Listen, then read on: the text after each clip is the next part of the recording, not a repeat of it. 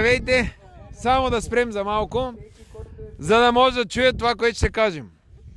Ние продължаваме с нашата кампания за залавяне на купувачите на гласове. Какво ще направим? Знаете, имаме отряди, които ще отидат и ще ги изловят на място. Но имаме втори тип отряди.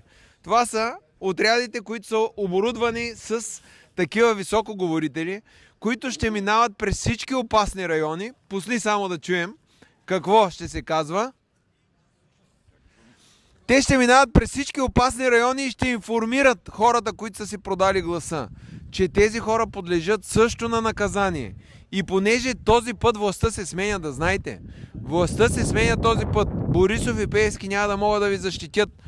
И вие, дори да вземете пари, гласувайте по съвест или противоположно за тези, за които сте взели пари, защото това, което ще стане после, ще се види. Ще се докаже кои са си продали гласа и хората, които си продали гласа, също ще носят наказателна отговорност. И студена, мухни си ръчичката тук. Давай! Разкрийте кой е купувал гласове в област Ямбол.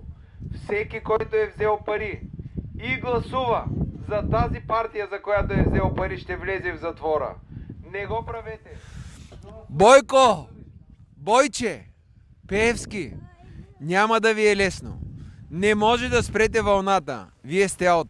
Мой съвет е: напуснете в мир и има някакъв шанс да бъдете оставени извън България, да доживеете спокойно старините си. Но в другия случай ще носите всички последствия за вашите престъпления, които унищожиха България.